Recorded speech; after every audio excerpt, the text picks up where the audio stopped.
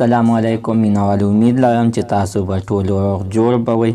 د اویس قاتلان چې کم د عدالت نه اخلاص شوي دي هغوی نن ټول حقیقت بیان کړو چې په کومه طریقه یې په دوی باندې دا جرم منل شوی دی. ټول معلومات زه تاسو ته په دې ویډیو کې درکوم. زموږ د ویډیو د سره تر اخره پورې ګورئ چې تاسو ته پوره معلومات در ورسیږي. د دې معلومات نه مخکې زه تاسو ته دا یادګینه وکړم، تاسو کو چل زموږ په دې سوپر کلیک چینل کې نوي وئ، چینل هم نوي سبسکرایب کړئ، مهرباني وکړئ تاسو زموږ د سوپر کلیک چینل د سره سبسکرایب کړئ. خوا کې ورسره د ټلۍ نشان ووهئ چې ښایي یوه نوي معلوماتي ویډیو تاسو ته په اسانۍ باندې در ورسیږي. د اویس قاتلان چې د عدالت او د جیل نه عدالت ورته ازادي، د اویس قاتلان چې کم د جیل نه اخلاص شوي دي هغوی نن سهار ټوله انټرویو راغلې ده، موږ تاسو سره شریک کوو. هغوی داسې څه خبرې کړي دي چې ټوله خلک یې ځان سره په جرا باندې کړي. اسدشاه وایي که چېرې څوک زما په خوله باندې یقین نه کوي نو عزتمنه قرآن مجید ورسره لاس کړي او سره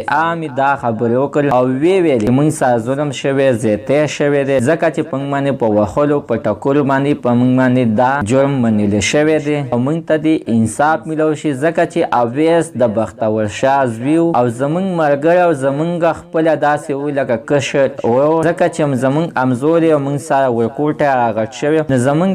بیا زموږ دا یو رشتهدار خپلوان نو ده ته بیا زموږ لاس چرته کې وتلو او دا جرم په موږ باندې زبردستۍ باندې منل شوی دی چې ما خپله میډیا والا ته هغه خبرې کړي دي چې څه حقیقت خو میډیا والا هغه حقیقت مخې ته نه دی راوست، ځکه یې ما ته خو اوس پته ولګېده زه چې راغلم او ټولې ویډیوګانې چې ما وکت په دغه ویډیوګانو کې هغه خبرې نه وې چې کومې خبرې چې موږ حقیقت بیان کړی او چې کومې خبرې په موږ باندې زبردستۍ باندې شوې وي نو هغه یې شیر کړی وي او